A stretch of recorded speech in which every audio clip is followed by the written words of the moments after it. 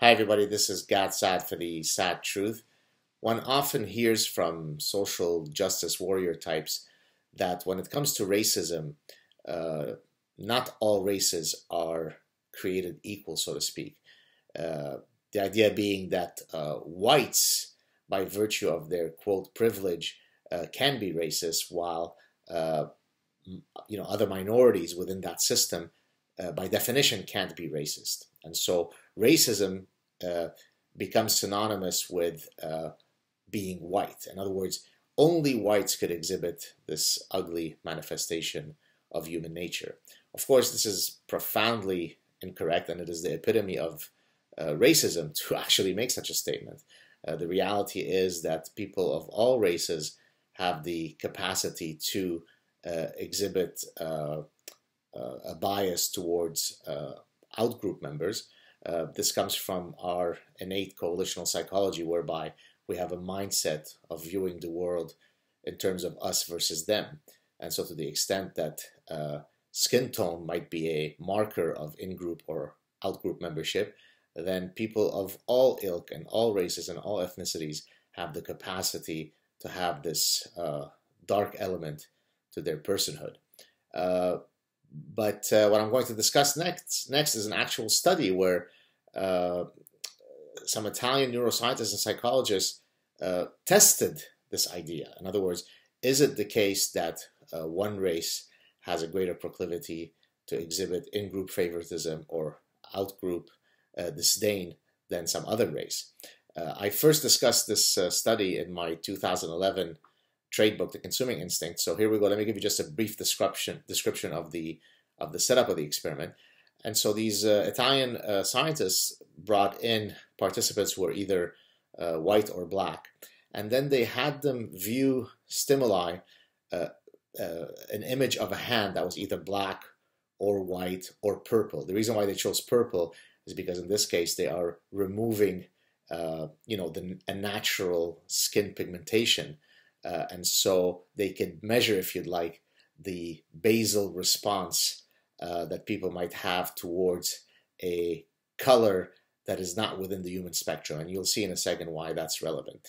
And so what they basically did is they had these images of hands shown with a being pricked by a needle. In other words, a painful procedure. And the idea was to then see what types of empathic responses the participants would have. In other words, would they modulate their responses, whether consciously or subconsciously, in such a way that it exhibits in-group favoritism or lesser empathy towards out-group members? And in this case, they didn't use a paper and pencil task, right? They didn't say, how do you feel about this on a scale of 1 to 7 and so on, because of course then people might perhaps commit a social desirability bias, right? People don't want to, clearly express that they might be racist. And so the way that they measured people's responses is via a physiological measure. So in this case, they were, without getting into all the technical details, they actually were able to obtain brain responses that could serve as very clear signatures of how empathic they were to those images.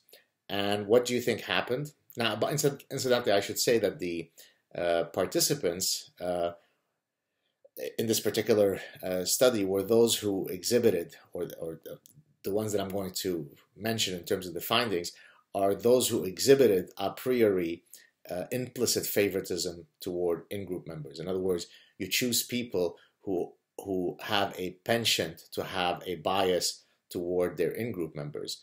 And now we see what happens to the patterns of empathic responses. Well, both black and white participants showed empathy in terms of their brain responses when it came to viewing hands or same race hands, and reduced empathy when it was for unmatched racial hands.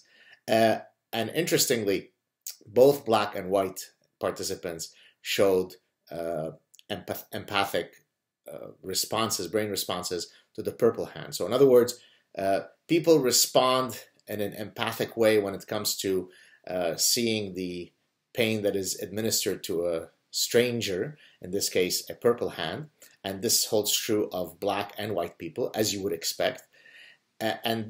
But now, perhaps more importantly, for the "only whites are racist" meme, both black and white people exhibited the brain responses that suggest that they exhibit favoritism toward the in-group members in terms of their response, and lesser empathic response when it comes to out-group members. So a very, very elegant way to demonstrate this. There are other studies that have arrived at similar findings in terms of how people navigate through in-group, out-group members. And again, it is not restricted to one ethnicity or one religion or one race. All people have the capacity to have this dark side to their personhood. Hope you enjoyed this interlude. I know it's a tough subject to swallow. To those who wish to hold hands and sing John Lennon songs, it's not always nice to hear that part of human nature are some of these ugly manifestations. Have a good end of the week. Talk to you soon. Cheers.